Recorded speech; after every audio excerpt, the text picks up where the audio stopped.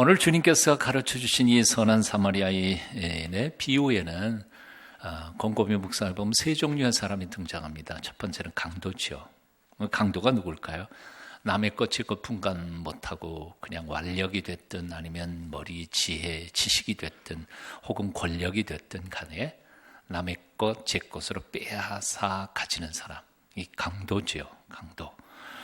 여리고 내려가는 길목에 지나가는 나그네 보따리 빼앗고 목숨까지도 해치는 그 사람, 강도입니다. 강도에게도 철학이 있어요. 뭘까요? 강도의 철학 한번 따라해 보시겠습니다. 내 건 내 거고 네 건 내 거다. 웃지 말고 따라해 보세요. 내 건 내 거지만 네 것도 내 거다. 두 번째 종류의 사람들이 제사장과 레위인들이었습니다. 세상이 그렇게 강도처럼 남의 것, 내 것 모르고 그저 제 것처럼 다 쓰는 사람들. 그게 국가 돈인지 지돈인지 눈먼 돈이라고 막 쓰는 사람들. 교회 돈도 이 하나님께 드려진 예물인지 잘 분간 못하고 지 마음대로 막 쓰는 사람들. 강도죠. 강도인데 그런 사람도 있지만 사실은 또 세상에는 또 이런 사람도 있습니다. 내 것과 남의 것을 정확하게 구분하는 사람들입니다. 내 건 내 거지만 내 건 내 거야. 그러니까 난 네 것도 필요 없고 내 것 달라고도 좀 하지 마라. 지극히 개인주의적인 개인주의자의 철학입니다. 한번 따라해 보겠습니다. 내 건 내 거고 내 건 내 거다. 말이 조금 험악했나요? 세 번째 선한 사마리아 사람의 철학이 있습니다. 남의 것 인정하면서도 그 사람이 너무 힘들고 괴로울 때에는 내 것도 내 것이 될 수 있다고 생각하는 사람입니다. 사실 여리고에서 강도 만난 그 사람 나그네는 그가 당한 아픔과 괴로움, 그것은 사마리아 사람이 책임져야 할 것은 아니었습니다. 그럼에도 불구하고 마치 자기 책임인 양 정말 지극정성으로 그 사람을 치료하고 섬기고 돕는 것을 봅니다. 어려운 사람을 봤을 때 기꺼이 자기 것까지도 내어서 나누어 주면서 섬기는 사람, 이것을 바로 이타주의자의 철학, 바로 내 건 내 거지만 내 것도 내 것이 될 수 있다고 생각하는 사람. 오늘 아침 새해를 시작하면서 우리 자신의 모습을 한번 돌아봤으면 좋겠습니다. 나는 어떤 모습으로 지난날을 살아왔는가? 나는 강도인가? 아니면 제사장이라 레위 사람인가? 아니면 선한 사마리아인으로 살아왔는가? 앞으로 1년 동안 나는 어떤 모습으로 살아야 하겠는가? 어떻게 사는 것이 정말 내 인생에 정말 행복해지는 삶이 될 것인가? 여기 첫 번째 사람 강도에게 두 가지 특징이 있습니다. 첫 번째는 아까도 말씀드린 것처럼 내 것 내 것을 구분 못하는 사람. 전부 다 힘 있는 사람이 주면 다 집권하고 생각하는 사람. 이게 강도이고요. 두 번째 특징이 있습니다. 그것은 뭔가 하니 수단과 목적을 바꿔놓는 사람이 강도예요. 하나님이 우리에게 재물도 주시고 재능도 주시고 시간도 주시고 건강도 주셨습니다. 근데 그 모든 것을 주신 이유가 뭘까요? 나도 행복하지만 남도 행복하게 만들려고 수단으로 도구로 우리에게 주신 것입니다. 그런데 어떤 사람들은 그것을 뒤바꿔놓습니다. 돈도 뭐도 다 이게 수단이고 사실은 사람을 행복하게 만드는 것이 목적이에요. 사람이 목적이고 돈은 수단입니다. 그런데 강도는 어떤 사람인고 하니 목적이어야 할 사람을 이용해서 수단인 돈을 취하는 사람이 강도인 거죠. 이런 점에서 볼 때 꼭 길모퉁이에서 칼 들고 다른 사람 돈을 빼앗는 사람만 강도가 아닌 거예요. 신사복 점잖게 빼어 입고 있어도 내 것 내 것을 구분하지 못하는 사람은 강도이고요. 그리고 사랑의 대상인 인간을 이용해 먹으면서 돈을 갈취하는 사람 다 강도라는 거죠. 오늘 아침 우리 자신에게 다시 한 번 더 물어봤으면 좋겠습니다. 나는 목적을 수단으로 바꾸면서 살지는 않았던가? 사랑해야 할 사람을 이용했거나 아니면 이용해야 할 돈을 사랑하지는 않았었던가? 한번 정직하게 돌아보십시다. 지난 세월은 우리가 어떻게 살았는지 상관없어요. 왜냐하면 고치면 되니까요. 그러나 앞으로 남은 삶 동안만큼은 정말 치사하지 않게, 이 말이 정말 중요한 것 같아요. 치사하지 않게 살았으면 좋겠어요. 정말 아름답게 살아야겠어요. 복되고 아름답게 2016년을 살아가시는 여러분 다 되시기를 축원합니다. 오늘 여기 두 번째 인물들이 나옵니다. 제사장과 레위인들이죠. 제사장은 사람 앞에서 하나님을 섬기는 사람들, 하나님 앞에서 사람을 섬기는 사람들. 또 다른 말을 바꿔본다면 사람을 위하여 하나님을 섬기고 하나님을 위하여 사람을 섬기는 사람들. 그리고 레위인들은 바로 그 제사장을 도와서 그 사역을 잘 감당하도록 특별히 뽑힌 일꾼들을 말합니다. 요즘식으로 말한다면 아마 제사장 정확하게 꼭 맞는 건 아니지만 요즘식으로 말하면 제사장 아마 목사님들, 교역자들이라고 말할 수 있고 레위인들은 아마 교회 안에 일꾼들, 장로님, 권사님, 안수집사님, 집사님들을 말하는 것이라고 생각해요. 자, 그러니까 이 두 사람이야말로 강도 만난 사람을 가장 잘 도왔어야 했을 사람들입니다. 하지만 그럼에도 불구하고 이 두 사람은 강도 만난 사람이 죽어가는 것을 보고도 살짝 도망가 버리고 말았습니다. 모르긴 해도 아마 이 두 사람은 속으로 이런 생각을 했을지 몰라요. 여기 오래 머물다가 나도 저런 봉변당할지 모르겠다. 빨리 사라지는 게 낫겠다. 쓸데없는 일에 말려들지 말자. 공연히 인생 귀찮아진다. 이 사람이 이렇게 된 게 내 책임입니까? 왜 꼭 내가 도와줘야 해? 다른 사람들도 많은데. 오늘날 이 시대에는 바로 이 제사장과 레위인들 이 사람들과 똑같이 철저하게 개인주의적인 인생관을 가지고 사는 사람들이 너무나 많습니다. 폭력을 행사하는 깡패들 욕하지요. 예. 윤리적 도덕적으로 타락한 사람들, 하여튼 뉴스에 보도만 나오면 저런 나쁜 놈들 정죄해야 합니다. 나만큼 남의 피해 안 주고 사는 사람, 이게 좀 좋은 시민 아니냐? 나만큼 남에게 욕먹지 않고 사는 크리스찬이면 그래도 뭐 좋은 신앙인 아닐까? 그리고 자족하면서 살아갑니다. 어떨까요? 사실 오늘 본문 30절 말씀 보면 강도 만난 사람의 상태를 성경은 뭐라고 적어놓고 있냐면 거의 죽기 직전, 거의 죽어가고 있었던 상태라고 기록하고 있습니다. 그러니까 만일 선한 사마리아 사람이 거두지 않았더라면 아마 그 사람은 그냥 죽고 말았을 거예요.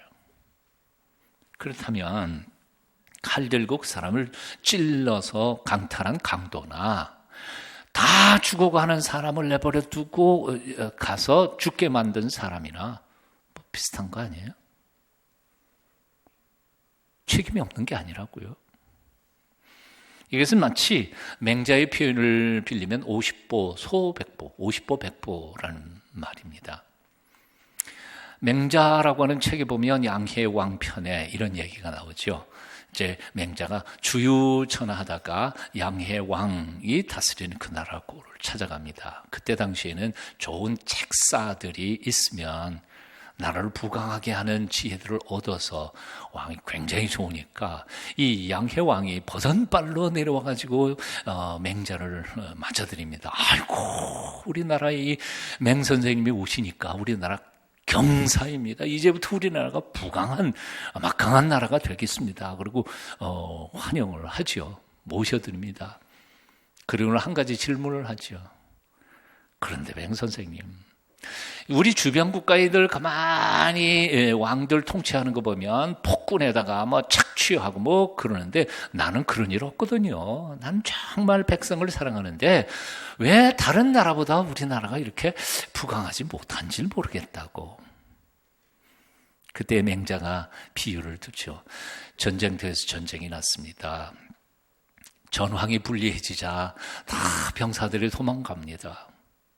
그런데 50발을 도망간 50 발자국 도망간 친구가 10발자국 도망간 친구 보고 저놈 비겁한 놈이다. 그리고 웃습니다. 50보, 소 100보. 이게 말이나 되는 얘기입니까? 뭔 얘기예요? 그놈이 그놈이라는 거예요. 50보를 도망갔던, 다리가 좀 빨라가지고 100보를 도망갔던 다 도망가는 놈들이지, 양의 왕 당신이나 옆에 있는 사람들 그놈, 다 그놈인데. 강도나 죽어가는 사람을 그냥 내버려두고 도망간 사람은 똑같은 사람이라는 거예요. 창세기 4장 9절을 보면 하나님께서 가인에게 이렇게 물으십니다. 야, 가인아, 내 동생 아벨 어디 있느냐? 그랬더니 가인이 화를 버럭 내면서 하나님 앞에 대듭니다. 내가 내 동생을 지키는 자니까? 그런데 성경에는 없어요. 하지만 성경 앞뒤 문맥을 곰곰이 묵상해 보면 아마 하나님께서는 이렇게 말했을 거예요. 그래 임마, 형이 동생을 지키지. 그럼 동생이 형을 지키랴? 너는 동생을 지키는 자야 되는 거 아니냐? 가인이 얼마나 못된 놈인지 자기가 동생 아벨을 죽여놓고 판도놓고는 하나님이 물을 때 죽여주십시오 그래야 될 판인데 내가 동생을 지키는 자니까 그러고 대들었으니 너무 뻔뻔스러운 사람이었어요. 가인이. 야고보서 4장 17절은 이렇게 말씀합니다. 이러므로 사람이 선을 행할 줄 알고도 행치 아니하면 죄니라. 악을 행하는 죄도 있지만 선을 행하지 않는 죄도 있다는 거예요. 예? 행해야 될 줄 알면서도 행하지 않으면 그것도 죄라는 거예요. 우리 주님께서 말씀하셨습니다. 내가 너희를 사랑한 것 같이 너희도 서로 사랑하라. 사랑하라. 우리는 형제를 지키는 사람이 되어야 합니다. 이웃을 돌보는 사람들이 되어야 합니다. 고통당하는 이웃을 돌아보며 그들을 섬겨야 합니다. 왜 그렇습니까? 이유는 두 가지입니다. 첫째는 우리가 하나님의 형상대로 지음을 받은 하나님의 그 사랑과 긍휼로 지음을 받은 사람이니까 당연히 그렇게 살아야 하는 거지요. 마땅한 도리예요. 마땅한 그리스도인의 의무예요. 두 번째는 그렇게 사는 것이 정말 행복한 삶의 길이기 때문에 그래요. 꼭 의무여서만이 아니라 남을 위해서 살지 않는 사람은 진정한 행복과 기쁨이 무엇인지를 알 수 없어요. 오직 자기 자신만을 위해서 사는 사람이 정말 행복할까요? 아니라는 거예요. 저기 성지에 가면 갈릴리 호수가 있죠. 요단강 쭉 저줄로 내려가서 맨 끝에 도착하는 데가 바로 사해입니다. 갈릴리 호수에서는 1년 365일 100년 1000년 예수님 오실 때부터 물을 흘려보내서 지금 사해에 흘려보내고 있습니다. 지금도 그렇잖아요. 수천 년 동안 물을 흘려보냈지만 갈릴리 호수는 아직도 마르지 않았어요.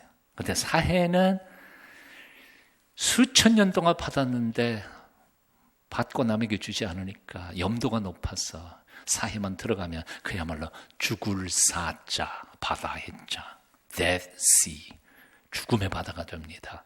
그래서 요단강에 머물던 고기가 잠깐 실수해서 사회로 들어가면 다 죽어버려요.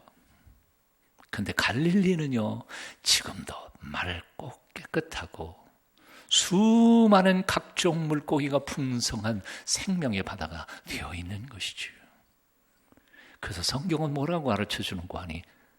주는 자가 받는 자보다 복되다 말씀하십니다.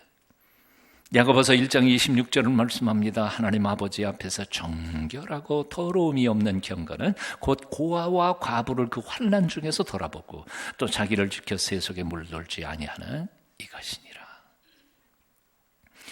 마지막 세 번째 인물을 소개합니다. 사마리아 사람입니다. 오늘 33절 말씀 보면 이렇게 되어 있어요. 그를 보고 불쌍히 여겼다. 사마리아 사람이 강도 만난 사람 죽어가는 것을 보고 마음속에 불쌍한 생각이 일어났어요. 제사장 레위는 그를 보고 피해갔지만 사마리아는 그를 보고 불쌍히 여겼다. 근데 여기 불쌍히 여겼다라는 헬라어 단어는 어디에서 또 쓰였느냐 하면 바로 예수 그리스도께서 죄인들을 불쌍히 여기셔서 죽으러 오셨다 할 때 예수님이 잃어버린 죄인들을 긍휼히 여기시고 불쌍히 여기셨다라고 쓸 때 똑같은 단어로 사용한 겁니다. 또 집 나간 탕자가 돌아왔을 때 아버지가 그 탕자의 초라한 모습을 바라보시면서 불쌍히 여긴 마음이 막 뭉클 일어나는 그 똑같은 단어로 쓰인 거예요. 그러니까 사마리아 사람은 강도 만난 그 나그네 죽어가는 사람을 보는 순간 예수님의 긍휼의 눈으로 보았고 돌아오는 아들을 감격하면서 그 아들을 불쌍히 여기는 아버지의 마음으로 보았던 것이지. 이것이 바로 사마리아 사람 첫 번째 특징이에요. 사마리아 사람, 강도 만난 이 사람은 그냥 불쌍히 여겼어요. 잘잘못을 따지지 않았어요. 있는 그대로 긍휼히 여기고 그를 도왔어요. 사마리아 사람은 그냥 마음으로만 불쌍히 여긴 게 아니에요. 행동으로 옮겼어요. 가까이 가서 포도주로 상처를 씻어주었어요. 기름으로 바른 후에 상처를 싸매어 주었어요. 자기 짐승에 태우고 자기는 걸어서 주막집까지 갔어요. 그리고 자기도 여행길인데 얼마나 피곤했겠어요. 밤새도록 간호하고 아침에 일어나서 주막집 주인에게 돈까지 주면서 이게 모자라면 내가 돌아올 때 갚을 테니까 이 사람 좀 잘 돌봐 주시오 하고 갑니다. 한마디로 말해서 사마리아 사람은 강도 만난 이를 돕는데 첫째, 마음 속에서부터 우러나와서 도와주었어요. 대충 폼 잡는 게 아니에요. 정말 속으로, 진정으로. 두 번째, 철저하게 도왔어요. 흉내만 낸 게 아니에요. 셋째로 끝까지 도왔어요. 마지막까지 책임지겠다는 거예요. 네 번째로 그러자니까 얼마나 돈도 많이 들어가고 자기 시간 다 했습니까? 희생적으로 도왔어요. 아마도 그렇게 돕느라고 자기 여행 일정이 많이 지체되었을 수도 있었을 것입니다. 장사하는 사람이니까 약속 시간이 늦어서 손해보았을 수도 있었을 것입니다. 많은 죽어가는 사람을 위해 그는 다 희생했던 것이죠. 그렇습니다. 남을 돕는다는 것은 희생이 필요한 거죠. 시간이 필요해요. 돈이 필요해요. 내 손과 발의 노력이 필요해요. 나 먹을 거 다 먹고 나 쓸 거 다 쓰고 난 후에 남을 도울 수는 없어요. 내 시간 하루 24시간은 나를 위해서만 써도 모자라는 시간이에요. 시간을 잘라놓지 않고는 남을 도울 수 없어요. 제가 군대 생활할 때에는요, 병장 월급이 얼마인지 아세요? 예, 모르시니까 제가 이렇게 잴 수 있지. 1,500원. 11조 얼마예요? 150원. 11조 150원 내는 거 쉬울까요? 어려울까요? 아주 쉬워요. 100원짜리 하나, 50원짜리 하나 딸랑 넣으면 돼. 그러면 나 있어도 뭐 별로 못 쓸 것도 없고 그래요. 예. 군대에서 뭘 쓰겠어요? 뭐. 그것도 저금해가지고 나오는 친구들도 있더라고요, 참. 얼마나 부자 됐는지 난 모르겠어요. 하여튼. 그런데 제가 신학교를 졸업하고 부산으로 목회하러 내려가면서 교육전서 본고를 받았어요. 우리 부모님이 서울에 계시니까 절반, 그 사립의 절반은 부모님한테 보내고 절반은 우리가 쓰는데 꼭 한 달에 절반쯤 가면 덜랑 떨어지는 거예요. 나머지 절반은 15일은 어떻게 살아요? 그러니까 그 중에서 11조, 와, 이거 뭐 며칠 사는데 보통 어려운 게 아닙니다. 다시 질문해 볼게요. 10만 원 받았는데 1만 원 11조 내는 거 쉬워요? 어려워요? 그것도 어렵지. 사실은 어렵지만 하여튼 10억을 벌었는데 1억을 11조 냅니다. 쉬워요? 어려워요? 와, 1억. 100억을 벌었어요. 10억을 내기가 당장 나오네요. 즉 무슨 얘기인가 하니 돈이 있다고 해서 나누는 게 쉬운 것 전혀 아니라는 거예요. 부자가 구제하는 거 사실은 가난한 사람이 구제하는 것보다 훨씬 더 어려울 수 있어요. 결국은 돈이 아니라 마음이에요. 믿음이에요. 오늘 본문에서 율법사가 예수님께 나와 이렇게 물었습니다. 어떻게 하여야 영생을 얻으리일까? 주님께서 아주 분명하게 대답하셨습니다. 가서 너도 이와 같이 하라. 오늘 눈에는 보이지 않지만 영으로 우리 가운데 와 계신 예수 그리스도께서 오늘 우리를 향하여 또 이렇게 말씀하십니다. 가서 너도 이와 같이 하라. 신앙생활 뭐 복잡한 거 아니에요. 올 1년 동안 어떻게 사셔야 돼요? 이미 들으셨어요. 오래전 얘기입니다만 안양에 사는 집사님 한 분이 가난한 동네에서 연탄 보일러 고치면서 사시는데 매섭게 추웠던 어느 날 새벽, 겨울 새벽이었습니다. 무심코 설거지 물을 길가에 이렇게 버리다가 그 물이 튀는 한쪽 구석 거적대기가 부스럭하고 움직이는 것이 보였습니다. 놀래서 들춰보니까 거의 다 얼어버린 것 같은 숨이 붙어있는 아기 하나가 나온 겁니다. 웅크리고 있었어요. 아이고 이를 어떠나 아기를 안고 들어오면서 집사님은 내 비록 부자는 아니지만 내 집 앞에 버려진 아이를 내가 버릴 수는 없지 않은가. 이 아이를 이렇게 만나게 한 것도 하나님이시니 나보고 기르라고 하시는 명령이신가 보다. 그리고 그 아이를 데려다가 기르기 시작합니다. 그 집에 자식이 애가 없어서도 아니고 이미 많은데 양육비가 남아돌아서도 아니었습니다. 그렇게 그 아이를 주워다가 키우면서 이 집사님은 눈이 열려지기 시작했어요. 길거리에 방황하는 많은 거린들, 장애인들이 눈에 보이기 시작했습니다. 그래서 저기 옆집 방 한 칸을 전세를 내가지고 그 사람들 불러다가 같이 밥 먹이면서 함께 다 같이 살고 있었어요. 그 흔한 간판, 사랑의 집, 소망의 집 이런 간판 하나도 없어요. 이름 광고낸 것도 없어요. 그리고 교회나 단체에 선 벌린 것도 아니에요. 우리 너무 입이 많으니까 좀 도와주세요. 한 번도 그런 적이 없어요. 신문사나 방송국에서 다 알고는 취재하러 오겠다는 거 다 뿌리쳤어요. 근데 이 집사님이 다니던 교회 목사님한테 국민일보 기자가 갖고 다리를 볶아가지고 사정하니까 할 수 없이 목사님도 집사님 저 만나자는 그냥 만나만 주시에요. 국민일보 기자가 그 집사님 만났습니다. 그 집사님 뭐라 그러냐면 우리 바깥 남편 집사님 보일러 일해서 먹고 사는데 지장 없고요.